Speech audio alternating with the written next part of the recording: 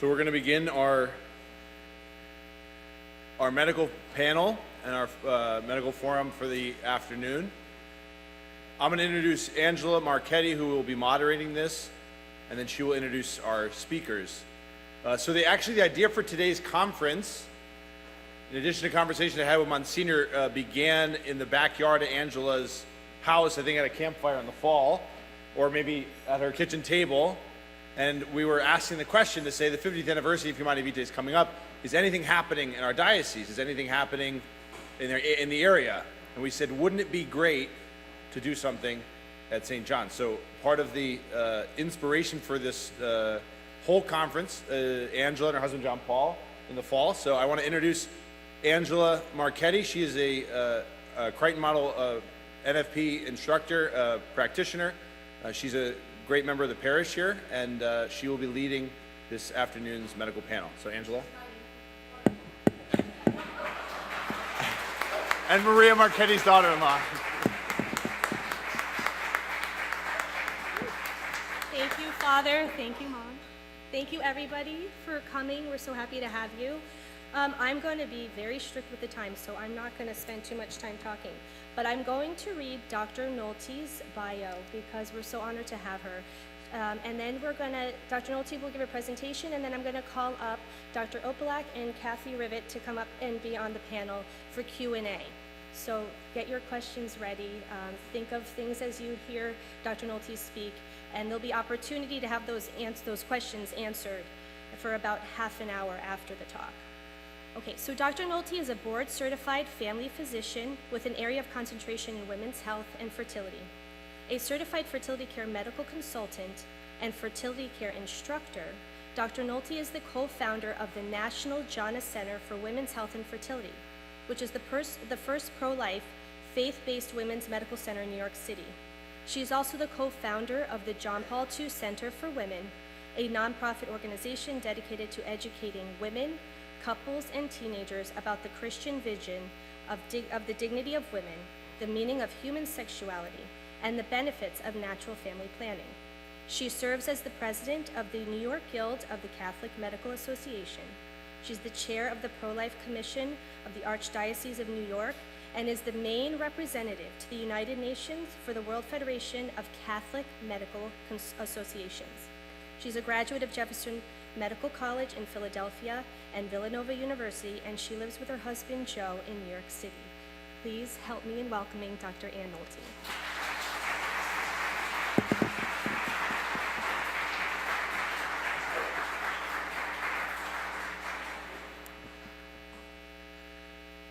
So thank you for having me.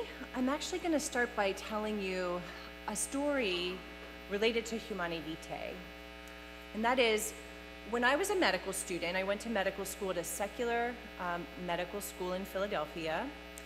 And as a medical student, I knew I wanted to be faithful to the church's teachings, and specifically the church's teachings in Humanae Vitae that you guys have been hearing about this morning, which of course includes some prohibitions. No use of artificial birth control, no abortion. And so as a student, particularly interested in women's health, I became the kind of token Catholic on campus, and the other students, the supervising doctors, the teachers, they would pull me aside and they would say, well, if you're gonna stick to this belief, how can you possibly take care of women? What do you possibly have to offer them? And at the time, I was just learning, we were all just learning kind of the basics of medicine, and so I started asking myself that question for real. What am I going to offer to women? What do Catholic women and families do? And in looking into that, I learned about a group of Catholic physicians who specifically, in response to the call of Humanae Vitae, to doctors and scientists to perfect natural family planning methods and an approach to women's health care that is in line with this teaching, developed this complete approach to women's health called natural procreative technology. And so as a student, I went out, I trained with one of the founding doctors. I learned this incredible approach that was really focused on understanding what the underlying problem was when a woman had painful periods or irregular cycles or infertility or whatever it was, these doctors had dedicated their research to finding the problem and using medicine to fix it. Which, shouldn't sound like a radical idea because that's what doctors do in every single field of medicine except for women's health.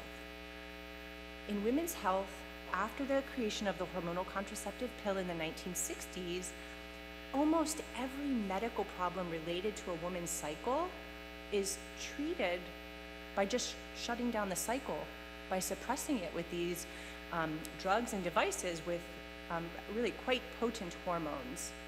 And so it was so striking to me as a student to have been learning cardiology and pulmonology and all these different fields where we worked really hard to find the problem and use medicine to restore health and normal function. And then in women's health, it was suppress the natural cycle. So if there was a medical problem, suppress it. But even if the organ system was working completely normally, we were going to give someone a medicine to make the organ stop working. It didn't make sense even medically. And so I actually really came to see, the church gets beat over the head as being just laying out this list of no's, what people can't do, butting into people's private lives. But the reality is the deep discernment of our Holy Father, Pope Paul VI, in this document led to the discovery. It literally led to the discovery of this incredible approach to women's health, which I'm going to give you a bird's eye view of today. And so I know you've been hearing about Humanae Vitae all morning. For me as a medical doctor, the tough questions that were put to me, and actually the tough questions that come up for couples when they are married, is this issue of how do we avoid pregnancy in a way that's in line with church teaching, and if we're having trouble having a baby, how can we get pregnant? Because the treatments for infertility are quite profoundly contrary to the teachings included in Humanae Vitae. Humanae Vitae about this, I think, stunningly beautifully, is really not a list of no's. Humanae Vitae is a document that teaches us how to love each other authentically, according to God's created purpose for us, right? So it is not by chance, it's not by coincidence or evolution that every single human life comes into being in this very particular place, in the body of the child's mother, through this incredibly intimate act. Pope Paul VI said, never reduce this to biology. God willed this. And that's why, when we think about these things, we want to make our discernment, build our discernment around that. And that discernment that there's an inseparable connection established by God between the sexual act and the creation of new human life. And so that's where the church's teachings comes from, the things that are not allowed. Abortion in any form, for any reason, is never okay. Sterilization, whether permanent or temporary, through procedures, drugs, or devices, not okay. Not consistent with authentic love. But, Pope Paul VI pointed out, God has built into the woman's body this incredible cycle that can be learned and then used for making decisions about whether or not a couple is going to have children. And so, same thing with infertility. Birth control is wrong is because it takes sexual intercourse and eliminates the ability to conceive a child. Kind of modern treatments for infertility are wrong because they remove the act of sexual intercourse from the creation of the child. And life is being created outside of the body in a dish with great destruction, actually, of human life. People don't know an average of 7 embryos are destroyed for every single baby that's born through in vitro. So what are these alternatives? And I'm going to speak about modern natural family planning methods, specifically the Creighton model, though there are others that are also highly effective.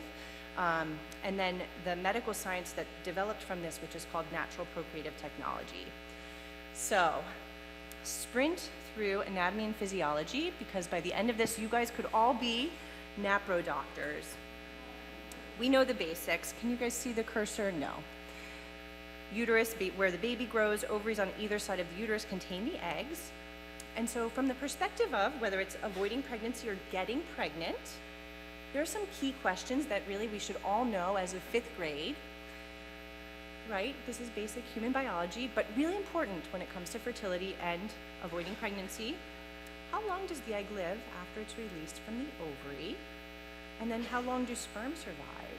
So is anybody who's not an NFP teacher want to guess the answer to the first question? How long, the egg obviously is the female cell of human reproduction, combines with the sperm to become the baby. How long? Father? 5 days, okay, good guess. Anybody else? 72 hours? 3 days, okay. I always appreciate people who are brave and answer the questions because the answer is 12 to 24 hours. Isn't that incredible? And actually, it's probably closer to 12 hours that the egg, once it's released from the ovary, can be fertilized. And so you'd say, how does anyone ever get pregnant? Ever! Right? And yet we know they do, because we're all here. And that, of course, has to do with the sperm, not just that you need one, but how long does the sperm survive? Father, there you go, 5 days. Any other guesses? You kind of gave away the, yeah? 7 days, okay. So the answer to the sperm, Father, you're half right. The answer is, it depends. Because the woman's body produces a fluid around the time of ovulation, and when that fluid is not there, and it's only there for about 5 days, the sperm actually die within hours. But when her body starts to make this fluid, it protects the sperm, and then they can live for up to 5 days. And what's incredible is that the fluid starts to be produced 5 days before the egg is released. The sperm can live for up to 5 days. I mean, who can make this up? There's this perfect complementarity in the biology of men and women. I mean, think about that. It's incredible. So anyway, fluid is really important, and that's why modern natural family planning methods like the Creighton model work. So this is just a diagram. The egg is the single cell. Can't really see it. It grows inside of something called the follicle. I am going to gesture because I can't reach it. So what happens every month to give a woman a menstrual cycle comes from ovulation. Essentially the egg on the far right diagram, it's like a sequential diagram through the ovary. It's hard to see because it's a very small screen. But anyway, the egg, this one cell, in the first half of a woman's cycle starts maturing inside this fluid-filled sac called the follicle. And as the follicle is getting bigger in size, it starts pumping a hormone into the woman's bloodstream called estrogen. About halfway through the month, that follicle bursts open, the egg is released. What used to be the follicle shrivels up, stays in the ovary, and now we call it the corpus luteum, and it starts making a second hormone called progesterone, okay? First half, remember, estrogen, second half, progesterone. Estrogen and progesterone are shown here over the course of this month. So, you know, day one, she's got her period. Week one, estrogen's low. As that follicle is getting big and close to rupturing, she gets this tremendous spike of estrogen for about 5 days. She ovulates, it drops, and then in green, progesterone is being made for the second 2 weeks of the cycle. Why is this important? It's important for health because these hormone changes are getting her body ready to carry a baby. And if they are abnormal, number one, she may have trouble getting pregnant or be at risk of losing her babies if she does conceive, but that contributes to, 75-80% of the underlying problems women experience with their cycles. So when someone's having abnormal bleeding or pain or is diagnosed with polycystic ovarian syndrome, those things are symptoms that tell us there's a problem here. Find it, fix it. Don't just shut it down, okay? Now, what did they do? The estrogen spike, that first little window here, that's responsible for getting the egg ready to be released, number one. Number two, a woman sheds the lining of her womb every month, that's the period. The lining has to build back up. That's what the baby attaches to. It has to get to a certain thickness for the baby to attach to it. That thickening comes from the estrogen being made by the follicle. And back to NFP, this estrogen spike is what's responsible for making her body make that fluid, okay? Again, the fluid keeps the sperm alive, but even more interestingly, at the microscopic level, this is like the bottom of the womb, a diagram, you can't really see it from a distance. that fluid actually creates the swimming channels that allow the sperm to get to the egg, okay? And so if you think about it, when estrogen is low, there are no channels. She doesn't see any fluid, the sperm can't get to the egg, and they die very quickly. About 5 days before she's gonna ovulate, the estrogen spike occurs, and it's in response to that that her body makes the fluid that is keeping the sperm alive and creating the swimming channels, and she can see it, which is what makes it such an excellent marker of when she can get pregnant and why natural family planning methods based on this marker are highly effective when used to avoid pregnancy. When the estrogen drops, essentially the fluid disappears.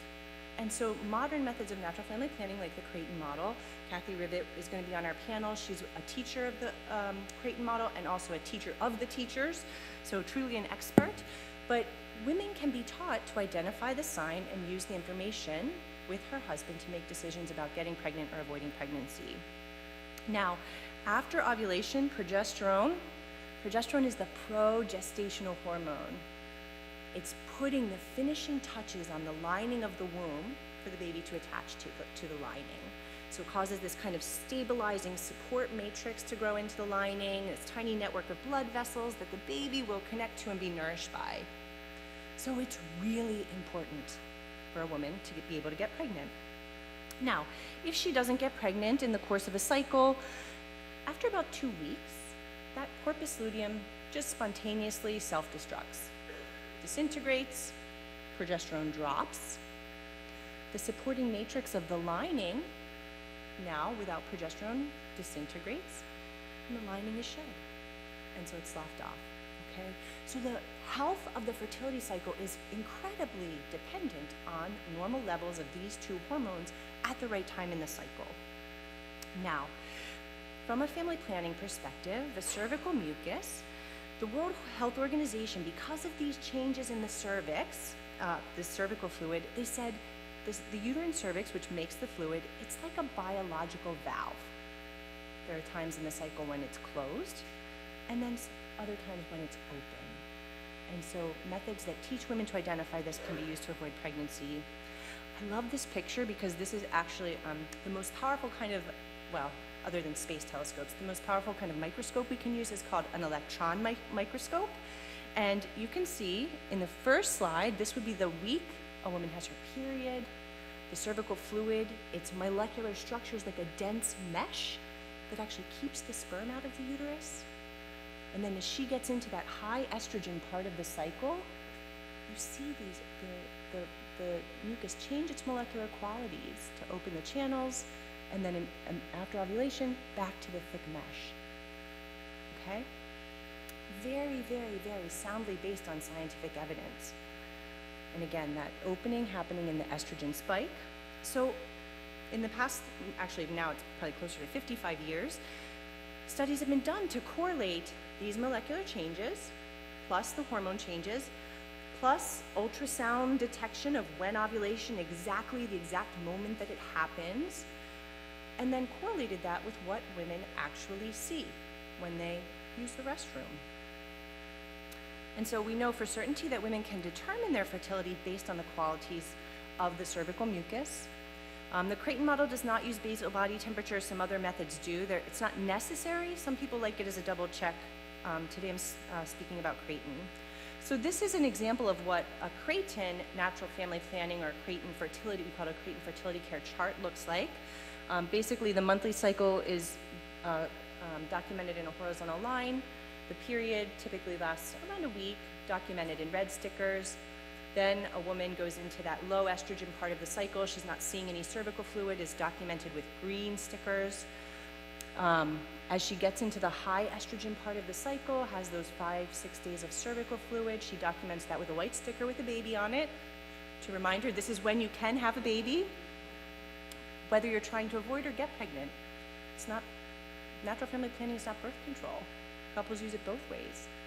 And actually, one of the most beautiful things about it is couples will come in when they've gotten pregnant, when they were trying to get pregnant, and they'll say, we know exactly when we got pregnant because of our chart. It's like it's a beautiful thing to say, we know in this moment our child, who is going to be with us for the rest of our lives, came into existence. And that's awesome. And then after the ovulation, fluid goes away, rest of the cycle, last 2 weeks is dry. Okay? In the Creighton model, we use a specific marker called the peak day. Has a very specific definition, but it correlates very, very strongly with where ovulation occurs. From multiple studies, thousands of cycles, we can say this peak is a good predictor. And so, unlike the old rhythm method, which said, the original NFP method was the rhythm method. It said, okay, if cycles are 28 days, ovulation happens in the middle, we do some calculations, and that's how we tell women where they're fertile. It didn't really work because nobody has a 28-day cycle, or such a small percentage of women. But this, because the marker that we're watching is directly tied to ovulation. No matter what kind of a cycle a woman has, regular, irregular, postpartum, breastfeeding, coming off of the pill, whatever, if she ovulates, she will make mucus. She can identify it, and they can successfully use the method if they're trying to avoid pregnancy. So this is the kind of landmark study that was published on the Creighton model. It was conducted in 5 different medical centers, followed just under 1,900 couples for a total number of 17,000 cumulative months, so about a year to a year and a half for individual couples. And its perfect use rate, meaning the couples followed every rule all the time, they understood it correctly, was 99.5% when they were trying to avoid pregnancy. And even the, what we call the use effectiveness, the lower section, which generally says, okay, people aren't perfect. Sometimes they don't follow all of the rules. For the birth control pill, its perfect use effectiveness is probably around 98%.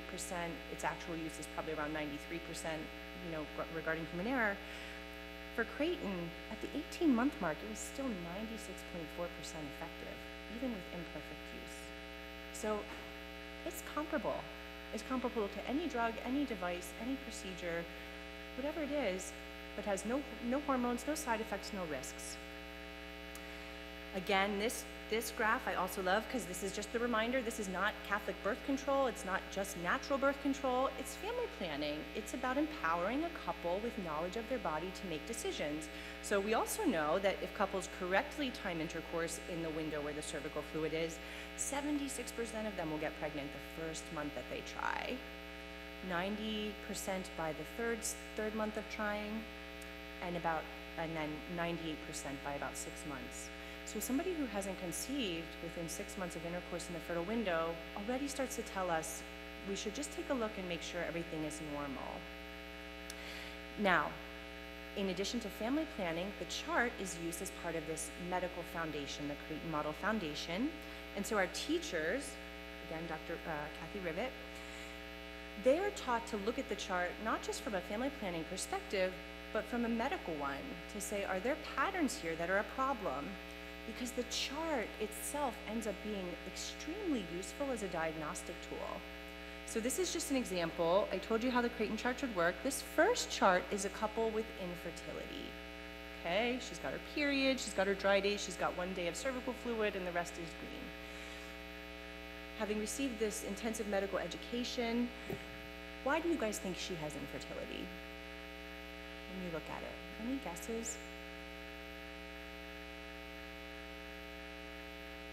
I heard progesterone is low. What was that? I heard estrogen. Anybody else? Somebody said she's dry. So, exactly, we know 2 things. Number 1, instead of 5 days of excellent channels, she's got 1. So there's already a problem in terms of the window, of the fertile window where they might be able to conceive. I can also tell you there's a specific description there. It's not even a good quality. So that's the first problem. Correctable with some supplements, actually, in many patients. This is not the most common. Take this with a grain of salt, but I have had patients who have failed to get pregnant with in vitro fertilization, who got pregnant when we gave them a cough medicine to increase their mucus cycle length. Doctors should be scandalized by that. I mean, frankly, In my mind, that's malpractice. The second thing, though, is 1 day of mucus also tells me there's probably a problem with her estrogen, right? Because that's what generates this marker, and so I know where to start. Second one, I'm not going to go through all of them, but this one's really, really important. In this chart, she gets her period, she has her normal cervical fluid, she gets her peak day, the P, but then instead of 2 weeks after her ovulation, she only has 5 days. Now, when fertilization happens around the middle of the month, it takes anywhere from 6 to 9 days for the baby to send a hormone signal that stops the woman's progesterone from dropping. And so if we see this pattern in a chart, this correlates with an almost 100% risk of miscarriage. Prolonged PMS symptoms. PMS correlates with low progesterone. More than 2 or 3 days, again, it creates these horrible symptoms for women, but it correlates with the risk of miscarriage. One of the first patients I ever saw in New York City came to me. She was 32 years old. She had had 5 miscarriages in a row. She had gone to 3 of the major medical centers in New York City, all of them IVF centers. She had a massive stack of records, all these weird genetic tests I'd never even heard of. And she said, at the end, they told her, you just have bad luck. We recommend doing in vitro fertilization, even though she never had trouble getting pregnant. And so I'm thinking, oh my gosh, what can I possibly offer this woman? I'm a family doctor. You know, these are the specialists. She opens her chart, and it was this pattern. We gave her progesterone. She's had 2 babies. She's pregnant with her 3rd. Again, this isn't about Catholic. This is about just good medicine. Just good medicine that came from the church being unyielding in its commitment to discerning what God wants for human lives. I'm going to close just by making a brief mention of these alternatives because they are the go-to for just about everything. I think when I walked in the door, I heard somebody upstairs saying something about people are put on the birth control pill for things like acne. And it's true for everything. I mean, for every women's health problem, if the woman is not trying to get pregnant, they're put on the pill. I was shocked when I was in medical school that that actually is what they do. But it doesn't make sense. So from a family planning perspective, hormonal contraceptives, as I said, about a 3% perfect use failure rate, but in reality, probably much higher, actually a worse effectiveness rate than NFP. If you look at data on abortion, half of unplanned pregnancies occurred in women who were using a contraceptive at the time they became pregnant.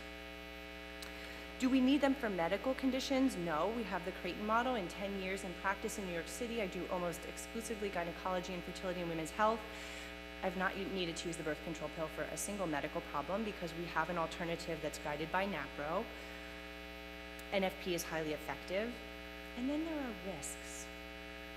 You know, when you're talking about treating a medical problem, you're weighing risks and benefits. When you're talking about fertility, people are taking these medicines, these devices, these drugs, purely, as I said, to shut down a normally functioning organ system and using something that is not improving their health that has real risks. And the biggest concern that I have about really actually all of the hormonal contraceptives, especially the combined hormonal contraceptives, the birth control pills, and actually the Mirena IUD, all of them have evidence that they significantly increase the risk of invasive breast cancer. And that risk increases the longer that a woman is using the contraceptive. The World Health Organization has publicly stated this. Just recently, a landmark study was published. They followed 1.8 million women over 10 years in Denmark. Clearly and definitively showed a significant increase in the risk of invasive breast cancer among pill users. Prior to the pill, 1 in 12 women got breast cancer, now 1 in 8 do. Sexually transmitted infections, the hormonal contraceptives actually change the bottom of the woman's womb, her cervix, in such a way that it actually increases her risk of getting HIV, a virus called HPV, and a specific type of infection that leads to pelvic inflammatory disease, which is one of the most common causes of infertility. Do they have risks? You know, you read in the handout, the doctors, when they're counseling their patient, there's a small risk that these hormonal contraceptives will increase the risk of heart attack, stroke, and blood clots. What the real increase is hard. It really is hard because of the way that data is trying to think of like a less inflammatory word than manipulated, but the way the data is presented to really get a sense of how many people are affected by this. I've been in practice in 10 years. I've seen, I mean, most of my patients don't use the pill, but a handful have come to me because in their 20s they had a stroke because they were taking no hormonal contraceptive. And the reason they're seeking NFP is because they've been told you can't take it anymore, for good reason.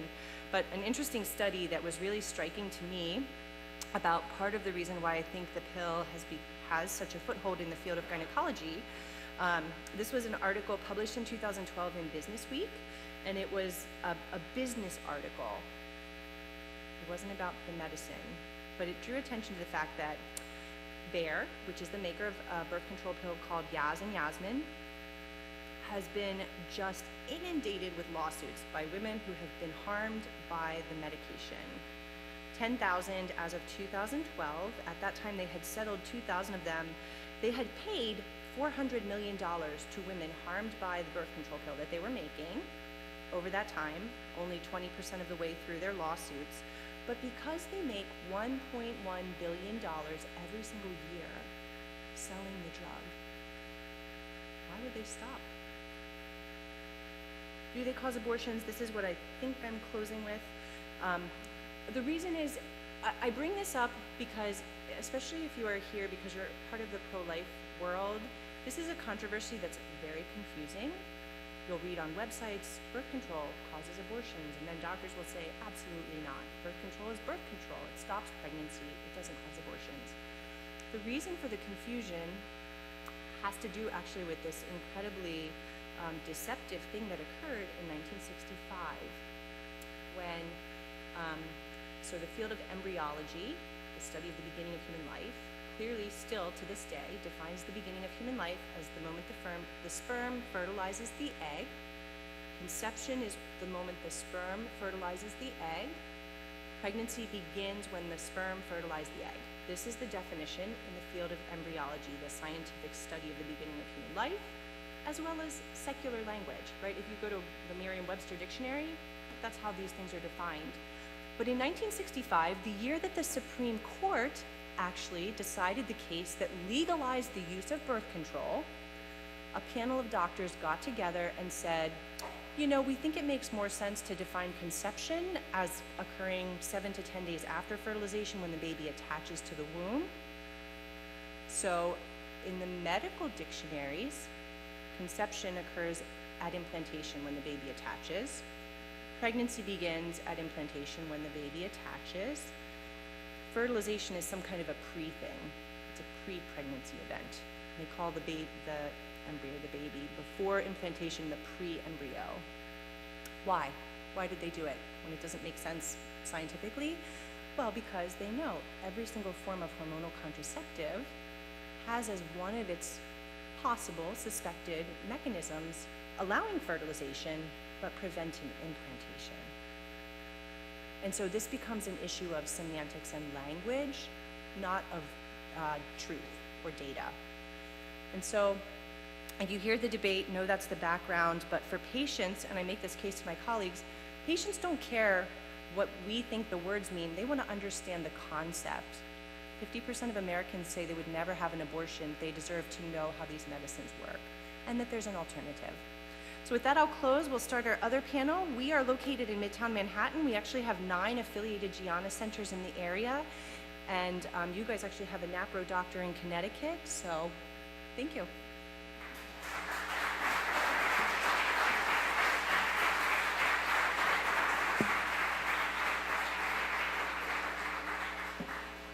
I'd like to call up Dr. Opalak and Kathy Rivet to join our panel. Both will just give a brief introduction about who they are, and then we'll open up the floor to questions.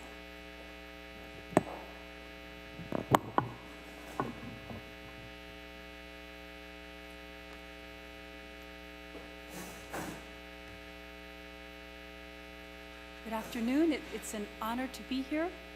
Thank you, Angela. Thank you, Father Bill, for hosting this conference. My name is Lenore Snowden Opalak. I'm a fairly recently trained NFP medical consultant. I'm a board-certified internist and have been in practice in Connecticut, first in Fairfield and now in Shelton, for 27 years. I did my internal medicine training at Norwalk Hospital. In the course of my primary care practice, it became apparent to me that women needed something better than the birth control pill. In the early years of my practice, I didn't understand really what was wrong with prescribing the birth control pill, but I saw that women were having all kinds of unexplained problems that I gradually began to put together with their being on this hormonal contraception, sometimes things as simple as unexplained allergies that they never had until they were on birth control pills. And I also began to see the sadness and the depression that's in so many people's lives, even people that have what would seem to be very good lives. And it just appeared to me that there was some connection between the way they were living and the way they were approaching their fertility. And just through divine providence, about 6 or 7 years ago, I learned about NAPRO technology being available as a method that would provide a completely scientific explanation and give me something else that I could offer these women. Because if I tell them, you know, you really shouldn't be taking the birth control pill for all these things, I have to be able to give them an explanation for what else we could do, what we could do to evaluate them, and how we could help them. So I found out there's actually a course offered in Connecticut, in Darien, twice a year. There's a training for NAPRO practitioners, which I dropped in on, and then became trained as a NAPRO medical consultant through studying at the original center in Omaha. And now I'm gradually beginning to offer this within the context of my same primary care internal medicine practice, with the help of 2 wonderful practitioners here in Connecticut, Angela Marchetti and Alexander McLaughlin, who are here. We work in conjunction, and patients whom they identify as having a medical problem and needing further evaluation, they refer to me. Thank you.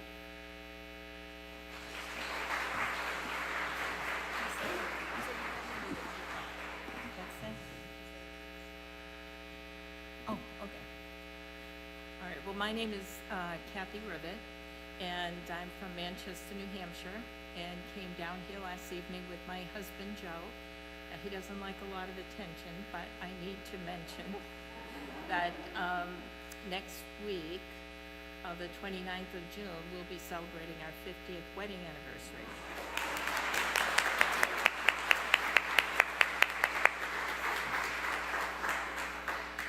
So our involvement in all this actually started before Humani Vitae, because when we went for our marriage prep, working, with the priest, basically the priest said, we don't even have to talk about birth control because everything's about to change. They were expecting something to be coming out of the Vatican, out of Pope Paul VI.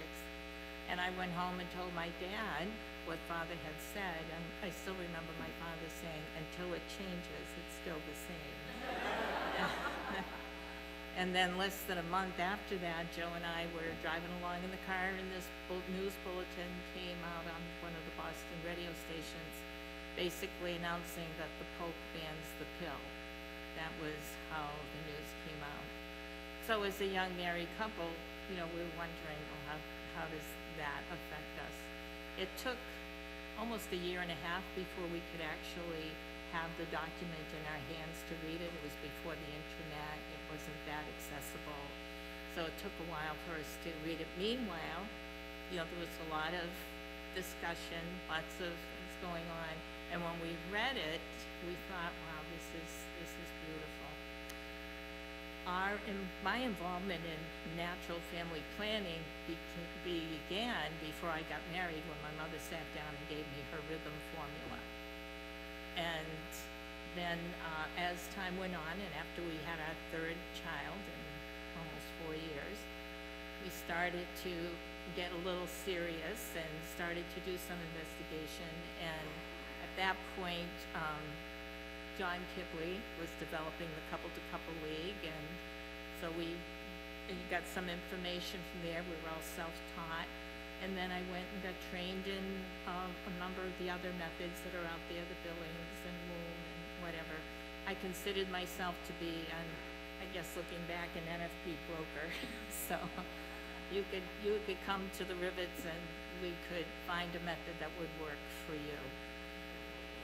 In 1978, there was a program that began based in Creighton University, the medical school in Omaha, Nebraska. And at this point, there was a small percentage of couples that we were teaching that we had some challenges with, and we thought, well, a medical school must have the answers. So I went out there for training. That was in 1978, and so then since then, came back, started teaching this, started training other teachers, went through the first educator class. In 1980, I joined the faculty at Pope Paul VI Institute in Omaha, and so I go out there a couple times a year. I'm a director of a nonprofit Marguerite Duville fertility care education program. It is accredited by the American Academy of Fertility Care Professionals, and we train and we teach fertility care practitioners. So let me just tell you a little bit of what a practitioner is. First of all, you're looking at one up there. Yes. And Alexandra is also a fertility care practitioner. The practitioner program is basically it's a one-year program. It involves 2 education phases where the students will come. The first one is 8 days. Then they return 6 months later for 6 days. And it's followed by 2 supervised practicums. In the first phase of training, when they come for those 8 days, there's a lot of science, there's a lot of anatomy, physiology, hormones, what the Creighton model system is, how to teach it. One of the unique things is that it is standardized, which means that we have a core curriculum that we follow, the teaching that our practitioners do with their clients is all standardized, the language is all the same. I've been privileged to do some teacher training in Ireland and Poland and other places around the country. And so seeing that this standardization, being able to observe how important that is, because it's equal access of information anywhere really around the globe. So when a practitioner goes through this program, they have their education phase, they're assigned a faculty supervisor, and that supervisor works very closely with them, long distance, oftentimes, and they go home and they actually begin teaching. Then they come back for the second phase, and then there's a second practicum. During the second practicum, there's a site visit, and where the supervisor goes to their location and observes their teaching. And then this all culminates in a national standardized final exam. And when this is completed, they're awarded a certificate as a fertility care practitioner. So the practitioner is the one that teaches the charting that Dr. Nagle is referring to. And so that's basically what I do. Thank you, Kathy. Thank you. Thank you to all of you. Okay. Now it's your turn. So we have 16 minutes. Father Bill, I'm looking at the time. Don't worry. We have 16 minutes for questions. So if anybody would like to ask a question, please stand. And if the audience can hear, I'm happy to repeat, but maybe it's best if you try to say your question loud, but I will do my best to try to retell or re-ask the question. Yes. Oh, we have one right here.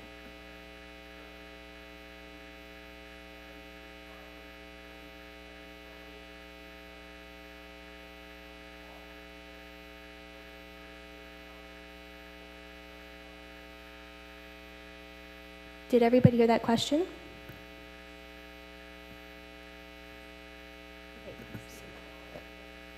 The state of knowledge regarding the suppression of, I didn't hear this, I'm sorry, the second question. Suppression of ovulation during breastfeeding.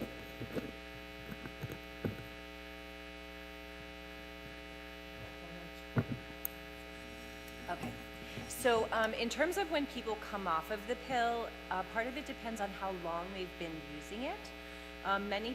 Many will go right back into regular cycles. There can be 2 or 3 months of cycle irregularity, and I've seen as much as 6 months after they come off of the pill as a result of the pill.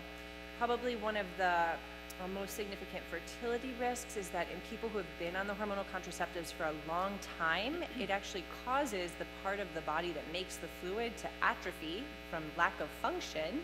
And so many times they might cycle but not have a great cervical fluid cycle, so that can impact their fertility. And then, this isn't really your question, but it's really important. Sometimes they come off of the pill after having been on it for 10 years to find out the horrible, horrible fact that they are in menopause prematurely, or they have, I had one patient, she was put on the pill she said she had seen like 5 different doctors over 10 years for irregular cycles. Every single one of them just put her on the pill because she wasn't trying to get pregnant. And when she came off, and the cycle still didn't come back, we tested her. It turned out she had a very large tumor in her brain that was the cause of it. And so she actually had some long-term consequences. And that's one of the unspoken risks of not doing your due diligence to find the problem. The question about breastfeeding. So the question about suppression of fertility or ovulation during breastfeeding, that's kind of a natural occurrence that happens often as a woman is nursing. There's a hormone that's produced that suppresses ovulation that can cause like a natural child spacing. And this can vary from woman to woman. It's a very natural thing. Women who track and chart, they can see their fertility returning. So because we're not predicting fertility based on a history, we're observing what's going on in the woman's body. It doesn't matter, some women could go a few months, some women could go a year. The longest I've seen is 2 years without a period in the woman who was breastfeeding. But then they'll recognize their fertility when their fertility starts to return. So the suppression of ovulation with breastfeeding really doesn't pose a problem today in people who use the natural method. Yes.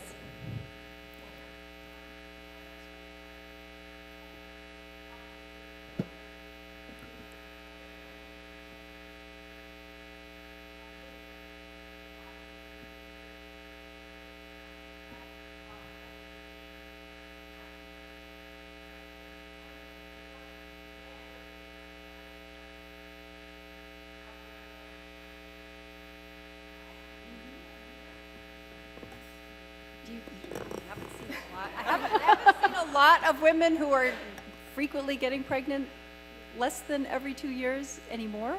And part of that is whether it's because the contraceptive mentality has been around so long that even when you're not in that, people are kind of still thinking about spacing their kids. There's data. I mean, every pregnancy changes you. So whether they're close together or far apart is not really something that we look at so much. I can't really say there's definite harm in frequent pregnancies as long as you're being conscientious and keeping up your nutrition, keeping up things that we now know are very beneficial to both the woman and the baby during pregnancy, which maybe wasn't known even 20 or 30 years ago. So that it's a lot more possible to keep women healthy during pregnancy. I would just add, so there's certainly I've never seen data that you should wait 2 years between pregnancies for the sake of the woman's body. There is some data that if a woman gets pregnant within a year of delivery, there's a small increased risk of preterm birth in the subsequent pregnancy. So we do generally tell people the best is to wait a year before you start to try to conceive again. The baby would then be born, obviously like 21 months. I'm doing my math wrong, whatever. A year plus 9 months after conception, that has the best decrease in risk of preterm birth, but that risk is it's pretty small. So like a woman who is older and maybe her time of being able to conceive is not as long, we won't have them wait as long because you're always weighing risk and benefit, but there's no absolute.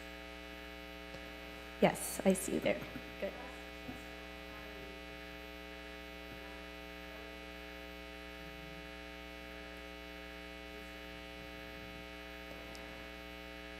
Did everybody hear the question? Are you, for natural family planning to avoid pregnancy or for infertility treatment? Infertility. You know, that I have to say is a very hard question to answer because age is one factor in fertility, but usually there are many. So just to give you some idea of statistics, fertility naturally declines with age. At 35, about 90% of women, just in general, can have a baby. By 40, only about 70% of women are still fertile, just by virtue of not having any more eggs left or the eggs having aged to the point that they can't get pregnant. So it really depends. It can be as high as, 90%, depending on what the underlying cause is. But in reality, I try to give them a frame of reference. If they're 40, 70% of women in your age group, that's our best case scenario, a 70% chance. Depending on the diagnoses, it may be less than that. But the success rate of in vitro in a woman who is 40 is only around 10%. And so I can say with near certainty for almost all causes of infertility, our success rates are as good, and in most cases better than that, because in vitro itself is just not, as women get older, it becomes even less of a good option than it was when they were younger. Thank you. Yes, right here in the front.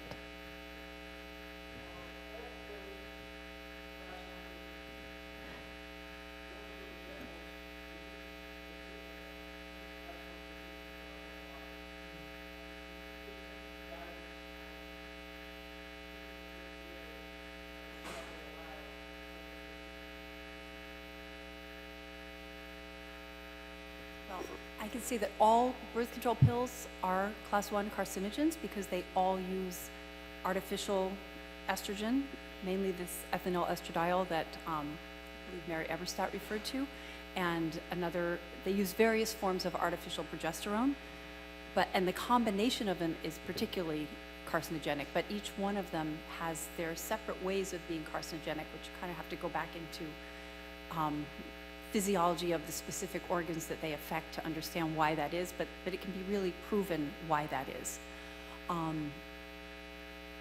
Other examples of class 1 carcinogens are the cigarette smoke, tobacco, asbestos, certain industrial chemicals that have been banned, like toluene that we try to keep out of our water now.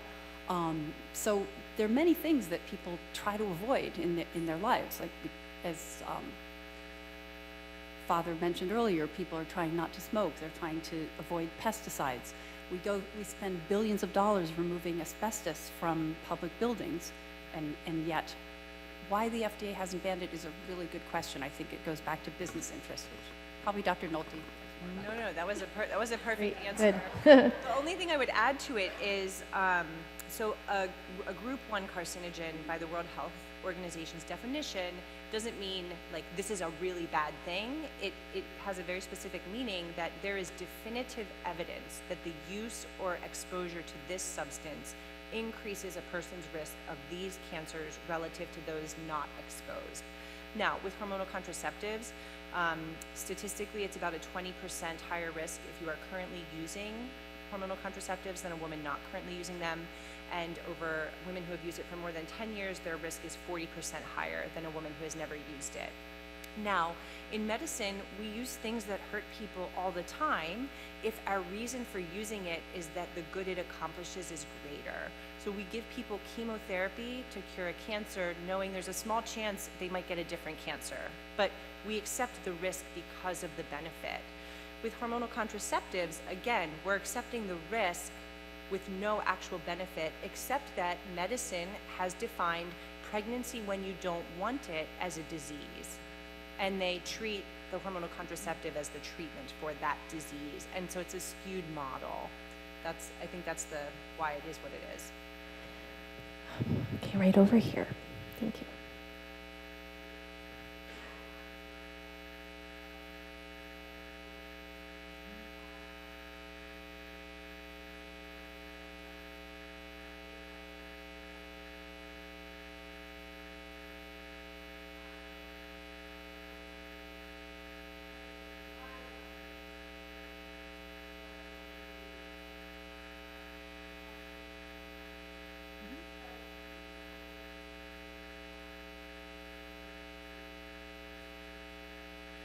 Sure. That also is a really good question. So what I tell people is you have Google, whatever birth control you have a question about, you Google it, and it will take you to the drug company that produces it. And on the drug company's website, there will be a patient information page that says this medicine works by. Every single one of them will say prevents ovulation, which they do. That's probably its primary mechanism of action. They'll say it thickens the cervical mucus so the sperm can't get to the egg. And then it will say something like affects the lining, may prevent implantation. But it's there. It's every single drug company that has put data out publicly, they list it because the data shows that it has that effect. Now, what is the data they're talking about? There's no test to say fertilization has happened. We can't detect pregnancy that early, but what we know through indirect evidence is that all of the hormonal contraceptives thin the lining of the womb. We know from IVF studies that the womb, that lining has to get to a certain thickness for implantation to occur. And so studies have documented ovulation occurring in women on the pill with linings that are too thin for implantation. Is it a direct study? No. But when you're talking about the loss of a human life, if that's what is at stake, you need to be clear about that. The second thing has to do, this is just the one thing and then I'll turn it back to you. The second has to do also with the way the pill affects the lining, the way the embryo attaches, is that the lining actually has these little receptors. It's kind of like the docking sites that the embryo detects and then connects to like a magnet almost. And the pill suppresses those receptors. And so, again, studies document ovulation happening on the pill. They document these effects in the lining. There's no way to say, is it really affecting implantation, but it's a risk. I would also say we know from emergency contraception studies, the sperm have been documented to reach the egg within 30 minutes of intercourse. Okay, so fertilization will occur within 12 hours of intercourse, but the emergency contraceptive Plan B, the IUDs, the Plan B is effective at preventing pregnancy even if it's taken 2 to 3 days after intercourse. The only possible mechanism it can have at that point is preventing implantation. The IUD is effective if it's implanted 5 days after intercourse. So there's really quite a bit of substantial indirect evidence.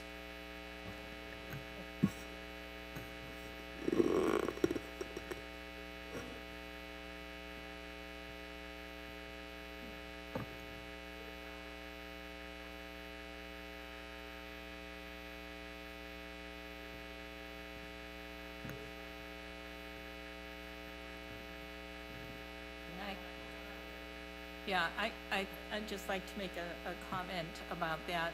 And I just wanted to tell you we have 2 minutes. Okay. So, I'll make it fast.